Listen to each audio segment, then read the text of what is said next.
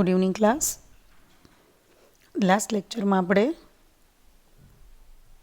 બી કોષો દ્વારા ઉત્પન્ન થયેલા એન્ટીબોડી, એના પ્રકારો અને ટી કોષોના વિવિધ પ્રકારો ભણ્યા. બરાબર. આજે આપણે બી કોષો દ્વારા દર્શાવવામાં આવતો પ્રતિચાર એટલે કે એન્ટીબોડી મેડિએટેડ ઇમ્યુનિટી અથવા તો હ્યુમોરલ ઇમ્યુન રિસ્પોન્સ અને ટી કોષો દ્વારા દર્શાવવામાં આવતી ઇમ્યુનિટી એટલે કે સેલ મેડિએટેડ ઇમ્યુનિટી છે, એમના વિશે ભણશું. હવે આ જે બંને ટાઈપની ઇમ્યુનિટી છે એના વિશે બુકમાં માત્ર ઉલ્લેખ છે નામનો. બરાબર. આપણે એમની થોડી ડિટેલ છે એ લઈ લેશું. થોડુંક એમનું વર્કિંગ કે પ્રોસેસ છે કઈ રીતે જોવા મળે, આ ઇમ્યુન રિસ્પોન્સ કઈ રીતે દર્શાવવામાં આવે એ પણ ભણી લેશું. હવે બી કોષો દ્વારા દર્શાવવામાં આવતો પ્રતિચાર છે એન્ટીબોડી સ્વરૂપે છે, એટલે એને એન્ટીબોડી મેડિએટેડ ઇમ્યુનિટી પણ કહે છે. જ્યારે આ એન્ટીબોડી છે શરીરના પ્રવાહી એટલે ફ્લુઇડ તરલમાં રહેલો હોય એટલે એને હ્યુમોરલ એટલે કે તરલ ઇમ્યુન રિસ્પોન્સ પ્રતિકારકતા પ્રતિચાર પણ કહે છે. જ્યારે ટી કોષો દ્વારા દર્શાવવામાં આવતો જે પ્રતિચાર છે બરાબર, એ સીધો કોષીય પ્રતિચાર જ છે એટલે એને કોષીય મધ્યસ્થી પ્રતિકારકતા સેલ મેડિએટેડ ઇમ્યુનિટી કહે છે. હવે હ્યુમોરલ ઇમ્યુન રિસ્પોન્સની અંદર જોઈએ તો તે એન્ટીબોડી ધરાવે છે. It consist of antibodies that circulate in the body fluid, અને આ એન્ટીબોડી શરીરના પ્રવાહીમાં પરિવહન પામે છે. જ્યારે સેલ મેડિએટેડ ઇમ્યુનિટીની વાત કરીએ તો ઇટ કન્સિસ્ટ ઓફ ટી લિમ્ફોસાઇટ્સ, તે ટી લસિકા કોષો ધરાવે છે which produces normally 4 types of T cells. જે સામાન્ય રીતે છે એન્ટીજનના સંપર્કમાં આવે તો 4 પ્રકારના ટી કોષોનું સર્જન કરે છે. આપણે આગલા લેક્ચરમાં ભણી ગયા કયા 4 પ્રકારના ટી કોષો, તો કે helper T cell, cytotoxic T cell, suppressor T cell અને મેમરી ટી સેલ. બરાબર છે. ત્યાર પછી it defends the body against viruses and bacteria, તે માત્ર શરીરને વાયરસ અને બેક્ટેરિયાના ચેપ સામે જ રક્ષણ આપે છે. બીજા કોઈ પણ પ્રકારના જે પેથોજન છે જેમ કે ફૂગ, એમના બીજાણુઓ, એન્ડોપેરાસાઇટ્સ એટલે કે પ્રોટોઝુઅન્સ પ્રજીવો, એની સામે પ્રતિરક્ષા નથી આપી શકતું. જ્યારે એની સામે cell mediated immunity it defends the body against all pathogens including fungi and protozoa. એટલે એનો અર્થ એવો થયો કે બેક્ટેરિયા અને વાયરસ તો ખરા જ, ઉપરાંત તે ફૂગ અને પ્રજીવો સામે પણ શરીરને રક્ષણ આપે છે. ટૂંકમાં તે ફૂગ અને પ્રજીવો સહિતના બધા જ રોગકારકો સામે રક્ષણ આપે છે. જ્યારે એન્ટીબોડી દ્વારા દર્શાવવામાં આવતો પ્રતિચાર છે માત્ર વાયરસ અને બેક્ટેરિયા સામે જ પ્રતિચાર દર્શાવે છે. હવે આ એન્ટીબોડી રૂપે દર્શાવવામાં આવતો પ્રતિચાર છે it does not respond to organ transplantation, એ અંગ પ્રત્યારોપણનો પ્રતિકાર નથી કરતું, ટૂંકમાં એની સામે કોઈ રિએક્શન નથી બતાવતું. બટ સેલ મેડિએટેડ ઇમ્યુનિટી છે ઇટ રિએક્ટ્સ અગેન્સ્ટ ઓર્ગન ટ્રાન્સપ્લાન્ટેશન, તે અંગ પ્રત્યારોપણનો પ્રતિકાર કરે છે. બીજા શબ્દોમાં કહીએ તો જ્યારે કોઈ વ્યક્તિનું કોઈ અંગ છે જેમ કે હૃદય, મૂત્રપિંડ, બરાબર, આંખ છે અથવા તો લીવર જેવા અંગો છે, એમાંથી કોઈ નિષ્ક્રિય જાય કે કામ કરતું બંધ થઈ જાય તો એને એની જગ્યાએ સ્વસ્થ અંગ બેસાડવામાં આવે છે, ગ્રાફ્ટિંગ કે ટ્રાન્સપ્લાન્ટેશન કરવામાં આવે છે. આ ક્રિયામાં સેલ મેડિએટેડ ઇમ્યુનિટી એ પ્રતિચાર માટે જવાબદાર છે. એટલે અંગ પ્રત્યારોપણ છે એનો પ્રતિકાર કરવાનું કામ એ ટી કોષો દ્વારા દર્શાવવામાં આવતો પ્રતિચાર છે. It does not provides immunity against cancer, cancer સામે પ્રતિકારકતા નથી દર્શાવતા એન્ટીબોડી અગેન. જ્યારે આપણે ખબર છે કે it provides immunity against cancer, તે કેન્સર સામે પણ પ્રતિકારકતા પૂરી પાડે છે. આપણે જ્યારે સાઇટોટોક્સિક સેલ્સ છે એના ફંક્શનની વાત કરી ત્યારે આપણે એવું જોયું કે લગભગ કયા પ્રકારના કોષો છે કે માઇક્રોબ્સને ડિસ્ટ્રોય કરી શકે છે, તો કે બેક્ટેરિયા, વાયરસના ચેપગ્રસ્ત કોષો, ફૂગ છે, પ્રજીવો છે અને કેન્સર કોષોનો પણ નાશ કરી શકે છે. ઇટ મીન્સ કે કેન્સર સામે પ્રતિકારકતા પૂરી પાડે છે. તો આ બંને એના અગત્યના ગુણ છે. એક તો એ અંગ પ્રત્યારોપણ એનો પ્રતિકાર દર્શાવે છે અને બીજું કેન્સર સામે પણ પ્રતિકારકતા પૂરી પાડે છે. ઓકે. હવે આ બંનેની કાર્ય પદ્ધતિ શું છે એ જોઈએ એક પછી એક. દાખલા તરીકે હ્યુમોરલ ઇમ્યુન રિસ્પોન્સ કે એન્ટીબોડી મેડિએટેડ ઇમ્યુનિટી જ એની શરૂઆત તો હંમેશા એન્ટીજનના સંપર્કમાં આવવાથી જ થાય. હવે એન્ટીજન કે પેથોજન છે શરીરમાં જ્યારે દાખલ થાય અને બી કોષોના સંપર્કમાં આવે, બરાબર, એટલે કાં બી કોષો ઝડપથી ડિવાઈડ થવાનું શરૂ કરે અથવા તો પૂરતા પ્રમાણમાં હોય તો એ વિભેદન પામવાનું એટલે કે ડિફરન્શિએટ થવાનું શરૂ કરે. હવે આ ડિફરન્શિએટ થયેલા કેટલાક કોષો છે, સમ બી સેલ્સ બીકમ પ્લાઝમા સેલ્સ, એમના કેટલાક પ્લાઝમા સેલની અંદર વિભેદન પામે છે અને આ પ્લાઝમા સેલનું મુખ્ય ફંક્શન છે એન્ટીબોડી પ્રોડ્યુસ કરવાનું. એ એન્ટીબોડી ઉત્પન્ન કરતા કોષો છે અને આપણે ખબર છે કે એન્ટીબોડી છે સીધા જ એન્ટીજન સામે લડી એનો નાશ કરે છે. જ્યારે અમુક પ્રકારના બી કોષો ઓછા દરે વિભાજન પામી અને ઓછા દરે વિભેદન પણ પામે છે. એવા જે બી સેલ્સ છે રિમેમ્બર ધ એન્ટીજન, બીજા શબ્દમાં કહીએ તો એને યાદ રાખે, રિકોગ્નાઇઝ કરે, એને આપણે મેમરી સેલ્સ કહીએ. હવે આ જે મેમરી સેલ્સ છે produces new plasma cells when antigen again enter in the body. એનો અર્થ કે એન્ટીજન ફરી પાછા જ્યારે શરીરના સંપર્કમાં આવે કે એમાં દાખલ થાય ત્યારે આ મેમરી કોષો છે એ નવા પ્લાઝમા કોષો ઉત્પન્ન કરી શકે અથવા તો એ પ્લાઝમા કોષોની અંદર ડિફરન્શિએટ થઈ શકે. તો આ બી કોષોની જે એન્ટીબોડી રૂપી પ્રતિકારકતા છે એનું કાર્યપ્રણાલી છે કે એની પ્રોસેસ છે, આવું જ કંઈક છે એ સેલ મેડિએટેડ ઇમ્યુનિટી છે એ કઈ રીતે કામ કરે છે. એમાં પણ જ્યારે ટી કોષો છે એન્ટીજનના સંપર્કમાં આવે કે એન્ટીજન છે એ શરીરમાં દાખલ થાય છે અને ટી કોષોના સંપર્કમાં આવે એની સપાટીના, તો T cells produces many T cells. આ જે ટી લિમ્ફોસાઇટ્સ છે ઘણા બધા અન્ય ટી કોષોનું સર્જન કરે ઇન્ક્લુડિંગ હેલ્પર ટી સેલ્સ, સાઇટોટોક્સિક અને સપ્રેસર ટી સેલ્સ. આપણે દરેક કોષની ટાઈપ અને એના ફંક્શન્સ જોઈ લીધા. હવે આ જે પ્રકારના જે ટી સેલ્સ છે they attach the antigenic cell, antigenic cell સાથે જોડાય છે, બરાબર, અને એનો નાશ કરે, ડિસ્ટ્રોઇટ. આ તો કામ સાઇટોટોક્સિક ટી સેલનું છે. ઓલ્સો સિમ્યુલેટ બી સેલ્સ ટુ પ્રોડ્યુસીસ ઇમ્યુનોગ્લોબ્યુલિન કે એન્ટીબોડીઝ. આ ફંક્શન હેલ્પર ટી સેલનું છે અને રેગ્યુલેટ ધ ઇમ્યુન રિસ્પોન્સ, અને એના દ્વારા છે ઇમ્યુન રિસ્પોન્સને રેગ્યુલેટ કરે છે, બરાબર. હવે આ જે 3 ટાઈપના ટી સેલ્સ છે એમની અંદર જ્યારે ટી કોષો ડિફરન્શિએટ થાય છે સાથે ચોથા ટાઈપના ટી સેલમાં પણ એ ડિફરન્શિએટ થાય છે, that is T memory cells. એનો અર્થ કે other T cells remember the antigen just like આપણા એન્ટીબોડી પ્રતિકારકતામાં. અને આ જે એન્ટીજનનો પ્રકાર યાદ રાખતા જે ટી સેલ્સ છે એને મેમરી ટી સેલ્સ કહેવાય.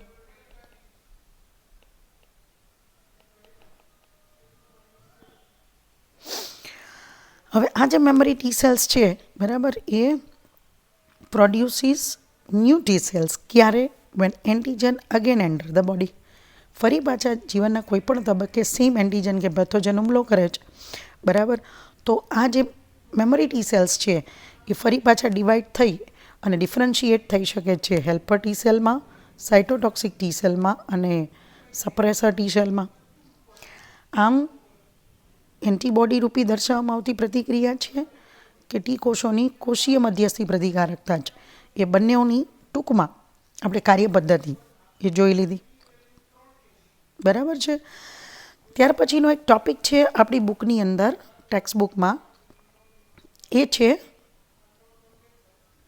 ગ્રાફ્ટ રિજેક્શન, બરાબર. ગ્રાફ્ટ રિજેક્શન અથવા બીજા શબ્દમાં કહીએ તો અંગ પ્રત્યારોપણ છે, બરાબર. એ અંગ પ્રત્યારોપણનો શરીર દ્વારા થતો અસ્વીકાર, બરાબર. તો આપણે એવું સમજીએ છીએ કે સેલ મેડિએટેડ ઇમ્યુનિટી છે CMI એના માટે જવાબદાર છે. બીજું, કારણ કે આ પ્રકારના જે પ્રતિકારક તંત્રના કોષો છે, બરાબર, એ સ્વજાત એટલે સેલ્ફ અને પરજાત એટલે નોન સેલ્ફ વચ્ચેનો ભેદ પારખી શકે છે, બરાબર. હવે ખાસ કરીને જ્યારે છે કોઈ વ્યક્તિના હૃદય, મૂત્રપિંડ, યકૃત અથવા તો આંખો, આમાંના કોઈ ઓર્ગન છે એ બરાબર કામ ન કરી શકે, નિષ્ક્રિય જાય કે નિષ્ફળ જાય, બરાબર, એવા સમયે એને ઓર્ગન છે, બરાબર, એ બેસાડવાની કે કોઈ નવું હેલ્ધી ડોનરનું ઓર્ગન કે અંગ છે પ્રત્યારોપિત કરવાની જરૂર પડે છે. એવું બને કે અન્ય કોઈ પશુનું, કોઈ બીજા પ્રાઇમેટ છે કે અન્ય કોઈ મનુષ્ય છે એનું અંગ બેસાડી શકાય તો નહીં, કોઈ પણ પ્રાણી છે એમનું એ શરીર. ઓકે, તો ટેક્સ્ટ બુકની અંદર હમણાં આપણે ભણેલા જે પોર્શન છે એ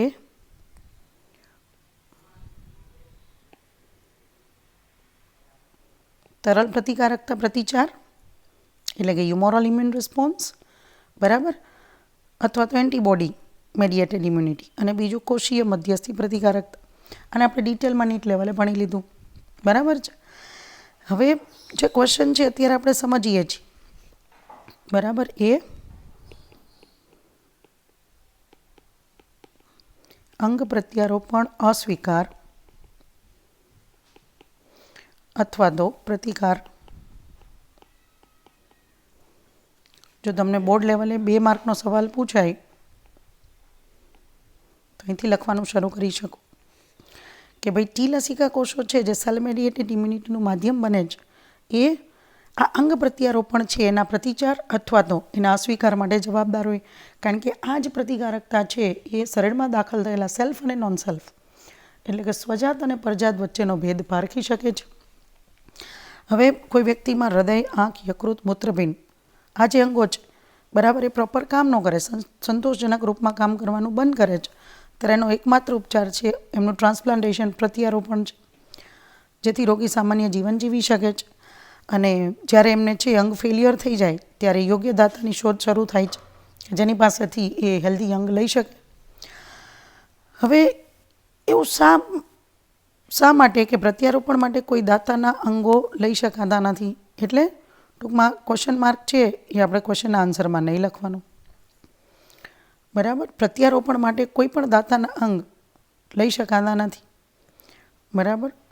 તો ડૉક્ટરો છે એવી કઈ બાબતની ચકાસણી કરે છે કે ટેસ્ટ કરે છે કે જેના દ્વારા એવું નહીં કહી શકાય કે એ પર્સનનું અંગ એ દર્દીને આપી શકાશે કે એમાં ટ્રાન્સપ્લાન્ટેશન થઈ શકે? શા માટે કોઈ પણ એવો સ્ત્રોત છે કે પશુ છે કે અન્ય પ્રાઇમેટ કે કોઈ પણ મનુષ્ય જાતિના મનુષ્ય જ એનું અંગ નથી લઈ શકાતું પ્રત્યારોપણ માટે? ટૂંકમાં બધાનું અંગ જો અવેલેબલ હોય તો પણ ના લઈ શકે, બરાબર. હવે એનું કારણ છે જે ચકાસણી કરે છે ડૉક્ટર્સ, બરાબર, એનું રીઝન છે. કારણ કે કોઈ પણ અન્ય પ્રાણી છે એની પાસેથી એ અંગ નહીં લેવાનું રીઝન કે અંગ પ્રત્યારોપણ પછી તરત જ ઇમિડિયેટલી કે આફ્ટર એના પછી દર્દીનું શરીર તે અંગને નકારશે એટલે એને રિજેક્ટ કરશે, અને ગ્રાફ્ટ રિજેક્શન કહેવાય કે ગ્રાફ્ટિંગનું રિજેક્શન કહેવાય. હવે કોઈ પણ પ્રત્યારોપણ છે કે આરોપણ છે, ગ્રાફ્ટિંગ કે ટ્રાન્સપ્લાન્ટેશન પહેલાં પેશીની સંગતતા, હિસ્ટોકમ્પેટેબિલિટી અને રુધિર સંગતતા, બરાબર, એટલે બ્લડ કમ્પેટેબિલિટી કે સિરમ કમ્પેટેબિલિટી છે, બરાબર, એ અતિ આવશ્યક હોય છે. હવે આ કમ્પેટેબિલિટી ટેસ્ટ કર્યા પછી પણ, બરાબર, એવું બને તો ઇવન મનુષ્ય છે એમના કોઈ નજીકના સગા છે એમનું પણ અંગ છે એ પ્રત્યારોપણમાં નથી લઈ શકાતું કારણ કે સંગતતા છે મેચ નથી થતી. એટલા માટે સપોઝ કોઈ ડોનર અથવા તો કોઈ નજીકની સગોત્ર વ્યક્તિનું ઇવન અંગ છે એ દર્દી માટે સુટેબલ છે, સંગતતા એમની બરાબર છે, તો પણ આફ્ટર ટ્રાન્સપ્લાન્ટેશન આ જે દર્દી છે એને પોતાના જીવન પર્યંત પ્રતિકાર અવરોધકો ઇમ્યુન સપ્રેશન છે એને લેવા પડે છે, જસ્ટ લાઇક મેડિસિન. અને આ ઇમ્યુન સપ્રેશન તો બિફોર સર્જરી ડ્યુરેશનમાં, આફ્ટર સર્જરી, અને ઘણીવાર પેશન્ટે છે એ લાંબા વર્ષો સુધી લેવા પડે જેથી ટ્રાન્સપ્લાન્ટેડ ઓર્ગન છે શરીરમાં બરાબર ફંક્શન કરે, શરીરનું પ્રતિકારક તંત્ર એની સામે રિએક્ટ ન કરે કે એનો અસ્વીકાર રિજેક્શન ન કરે. એટલા માટે આમ શરીર સ્વજાત એટલે સેલ્ફ અને પરજાત એટલે નોન સેલ્ફનો ભેદ પારખવા સક્ષમ છે. અને કોષીય એટલે કે સેલ મેડિએટ ઇમ્યુનિટી છે, બરાબર, એ પ્રત્યારોપિત અંગનો અસ્વીકાર કરવા માટે જવાબદાર છે. ખરેખર આ ક્વેશ્ચનનો આન્સર લખવાનું શરૂ કરો તો આ બંને સ્ટેટમેન્ટ પહેલાં લખવાના શરૂઆતમાં અહીંયા કે ભાઈ ટી લસિકા કોષો છે કોષીય પ્રતિકારકતા દર્શાવે છે અને આ જ કોષીય પ્રતિકારકતા કોઈપણ વ્યક્તિમાં ઓર્ગન ટ્રાન્સપ્લાન્ટેશન અંગ પ્રત્યારોપણનો અસ્વીકાર કે રિજેક્શન માટે જવાબદાર હોય છે. અને આવું એટલા માટે છે કે એ ઓળખે છે સ્વજાત અને પરજાત વચ્ચેનો ભેદ પારખી શકે છે. તો 2 માર્કમાં પૂછી શકાતો સવાલ છે આ.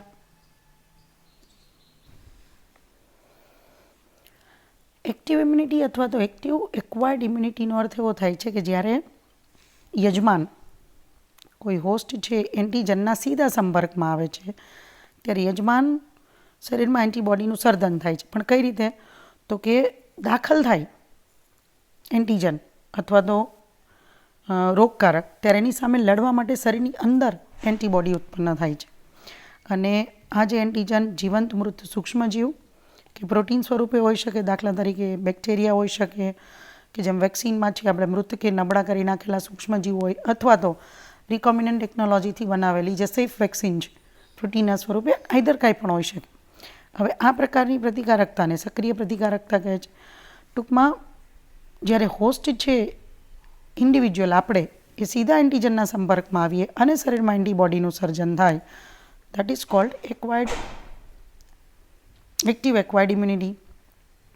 પણ જ્યારે રેડીમેડ એન્ટીબોડીઝ, શરીરમાં તૈયાર એન્ટીબોડી દાખલ કરવામાં આવે, કઈ રીતે? પરજાત ઘટકોની સામે લડવામાં માટે, given to protect the body against foreign antigen, it is called passive immunity. એને નિષ્ક્રિય પ્રતિકારકતા કહે છે. કે જ્યારે શરીરની અંદર કોઈ પેથોજન સામે લડવા માટે પૂરતા પ્રમાણમાં કે ઝડપથી એન્ટીબોડી ના બની શકતા હોય, તો એવું બને કે બહારથી દાખલ કરવા પડે તૈયાર એન્ટીબોડી. તો આ પ્રકારે છે દર્શાવવામાં આવતી પ્રતિચાર્જ કે પ્રતિકારકતાને પેસિવ ઇમ્યુનિટી કહેવાય. જ્યારે શરીરમાં દાખલ થયેલા પેથોજન સામે લડવા શરીરમાં જ એન્ટીબોડી બને, તો એને સક્રિય પ્રતિકારકતા કહે છે. હવે જો શરીરમાં જ એન્ટીબોડી છે એ બી કોષો દ્વારા બને જ એક્ટિવ ઇમ્યુનિટીમાં, તો દેખીતી રીતે જ પ્રોટીન સંશ્લેષણની ક્રિયા ધીમી હોય અને ઘણીવાર એનો સંપૂર્ણ અસરકારક પ્રતિભાવ આપવામાં સમય લે, એટલે એને ટાઈમ લાગે. જ્યારે પેસિવ ઇમ્યુનિટી છે એમની અંદર સીધું જ એન્ટીબોડી રુધિરમાં દાખલ થાય છે, એટલા માટે એનો પ્રતિચાર ઝડપી હોય અને ઝડપથી આરામ આપે કોઈ પણ રોગગ્રસ્ત સ્થિતિમાં.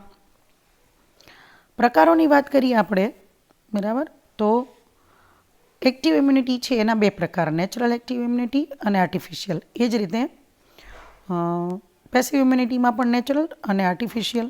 આમ તો આ કન્ટેન્ટ છે એને આપણે ટેક્સ્ટ બેઝ જ લીધેલું છે, બરાબર, સિવાય કે અમુક એક્ઝામ્પલ.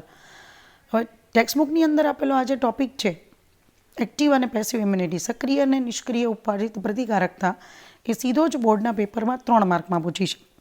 એવું બને કે તફાવત સ્વરૂપે પણ 3 માર્કમાં પૂછી શકાય, જેમાં 3 કે 4 મુદ્દા લખવાના હોય અને 2 માર્કમાં પણ તફાવત તરીકે પૂછાવાની શક્યતા વધારે, એટલે ઇમ્પોર્ટન્ટ ક્વેશ્ચન ગણાય.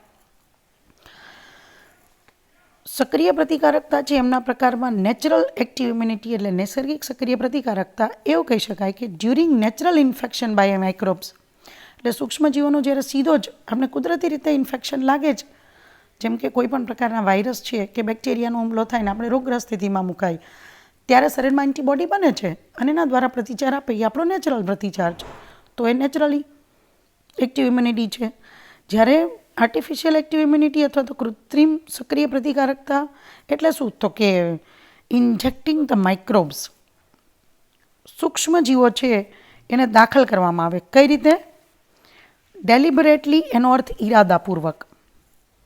ડ્યુરિંગ ઇમ્યુનાઇઝેશન, પ્રતિરક્ષા દરમિયાન આપણે ઈરાદાપૂર્વક સૂક્ષ્મજીવો મૃત સ્વરૂપના, બરાબર, બેક્ટેરિયા કે વાયરસને શરીરમાં છે દાખલ કરીએ છીએ, જેથી કરીને ઉપાર્જિત પ્રતિકારકતા છે ડેવલપ થાય. તો આમાં છે એ માઇક્રોબ્સ દાખલ થાય છે પણ ઈરાદાપૂર્વક, બરાબર. તો એને કૃત્રિમ સક્રિય પ્રતિકારકતા કહે છે. અને એનું બહુ સરળ એક્ઝામ્પલ છે વેક્સિનેશન, જે ટોપિક આના પછી આપણે ભણીએ છીએ. આ જ રીતે પેસિવ ઇમ્યુનિટીના પણ 2 પ્રકાર છે, નેચરલ અને આર્ટિફિશિયલ. તો નેચરલના બંને એક્ઝામ્પલ જોઈ લીધા આપણે, કે એન્ટીબોડીઝ જે બહારથી દાખલ થાય છે, દાખલા તરીકે કોલેસ્ટ્રોમ દ્વારા આવતું ઇમ્યુનોગ્લોબ્યુલિન એ, જે માતાનું સ્તનગ્રંથિમાંથી સ્ત્રવતું શરૂઆતનું લેક્ટેશન, કોલેસ્ટ્રોમ, બરાબર, જે પીળાશ બળનું ઘટ્ટ પ્રવાહી છે જે શરૂઆતના કલાકોમાં સ્ત્રવે છે, એ બાળક માટે એટલા માટે જરૂરી છે કે એમાં રહેલું ઇમ્યુનોગ્લોબ્યુલિન એ સીધી જ પ્રતિરક્ષા આપે છે બાળકને.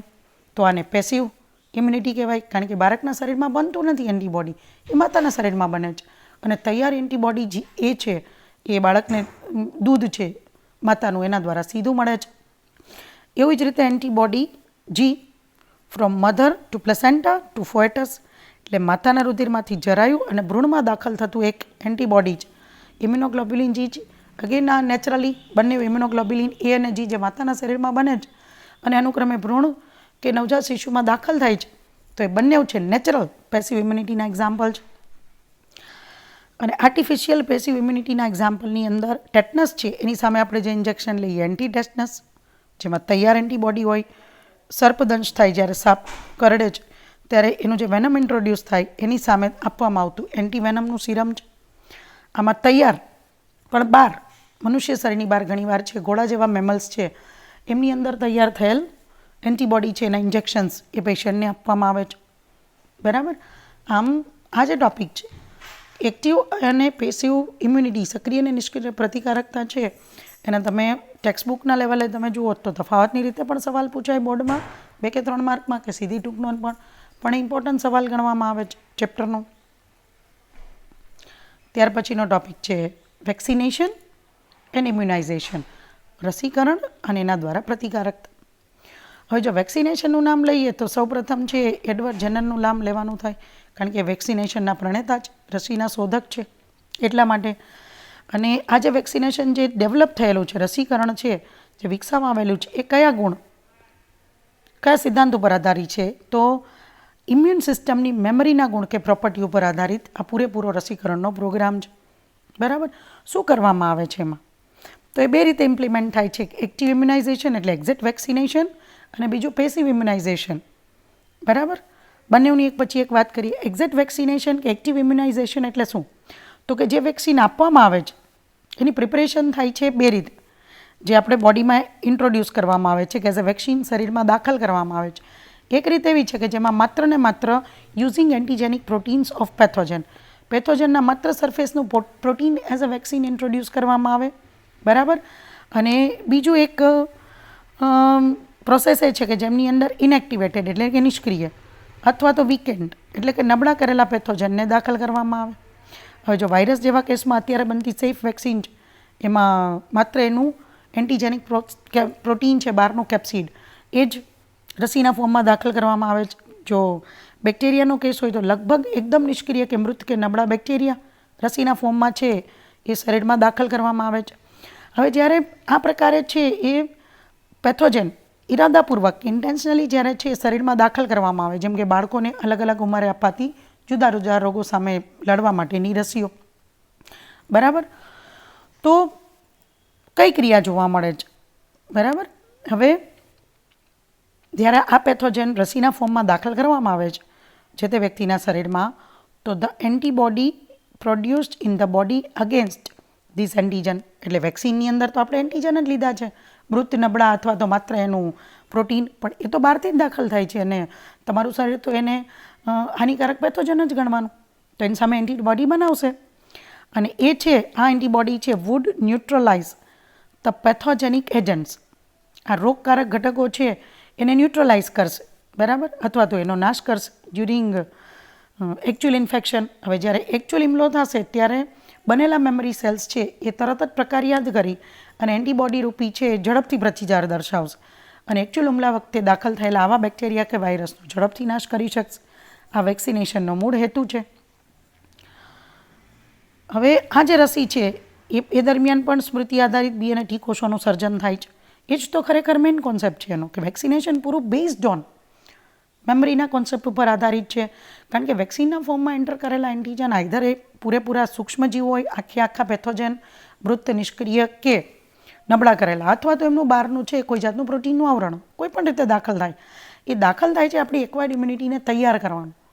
કારણ કે દાખલ થયેલા એ પેથોજન છે જે રસીના ફોર્મમાં દાખલ થાય છે એ સમયે આપણા મેમરી બી અને ટી સેલ્સ તૈયાર થશે. એનું કામ જ છે કે દાખલ થયેલા પેથોજનનો પ્રકાર યાદ રાખવાનું, ભલે ને નિષ્ક્રિય કે મૃત સ્વરૂપમાં હોય. એ જ હેતુસર તો આપણે વેક્સિન આપેલી હોય છે બાળકને, બરાબર, જેથી કરીને તૈયાર થયેલા મેમરી સેલ્સ છે એ બીજો હુમલો હોય એ વખતે રોગકારકોને ઝડપથી ઓળખી શકે, મોટા પ્રમાણમાં એન્ટીબોડીનું સર્જન કરી શકે અને આ જે હુમલો કરનાર એન્ટીજન છે એનો ઝડપથી નાશ કરી શકે. એટલે જ્યારે જીવનના કોઈપણ તબક્કે એક્ઝેક્ટ એ જ સેમ પેથોજનનો હુમલો થાય તો આગલા મેમરી સેલ છે એકચ્યુઅલ હુમલા વખતે વધુ સારો રિસ્પોન્સ આપી શકે. આપણે ભણ્યા કે પ્રાથમિક પ્રતિચાર કરતાં હંમેશા દ્વિતીય પ્રતિચાર છે ઝડપી અને વધુ તીવ્રતાનો હોય. તો એના માટે આપણા શરીરને તૈયાર કરવાનું જે આખી પ્રોસેસ કે પ્રોગ્રામ છે એને આપણે વેક્સિનેશન તરીકે સમજીએ છીએ.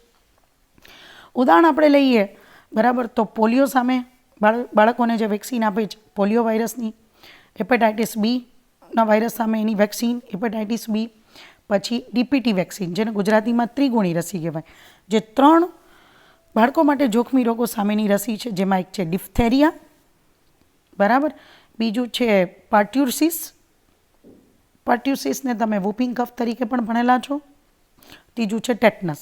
આ ત્રણેય રોગો સામે અપાતી જે રસી છે એને ત્રિગુણી રસી કહેવાય, જેના પર્ટિક્યુલર ડોઝેજ બાળકની ઉંમર પ્રમાણે આપેલા હોય છે. અને આવા રોગો સામે છે લડવા માટે એના શરીરમાં છે રસીકરણ બાદ મેમરી સેલ્સ તૈયાર થાય, જેથી એકચ્યુઅલ સમય જ્યારે આમાંના કોઈ સૂક્ષ્મજીવ રોગ માટે જવાબદાર એ હુમલો કરે તો સરળતાથી છે પ્રતિકારક તંત્ર જ એનો નાશ કરી શકે. Vaccines are produced using DNA recombinant technology 2. પુનઃસંયોજિત DNA પદ્ધતિ દ્વારા જ અત્યારે વધુ સેફ વેક્સિન બને છે. જેમ કે યીસ્ટના ઉપયોગ દ્વારા સૌપ્રથમ બનેલી હેપેટાઇટિસ બીની વેક્સિન. અત્યારે તો ઘણી બધી રસીઓ છે રિકમ્બાઇન્ડ DNA ટેકનોલોજીથી બને છે અથવા તો ટ્રાયલ બેસિસ ઉપર ચાલે છે. બરાબર છે. તો આપણે આ લેક્ચરમાં અહીં સુધી રાખીએ, પછી પેસિવ ઇમ્યુનાઇઝેશન નેક્સ્ટ લેક્ચરમાં ભણશું.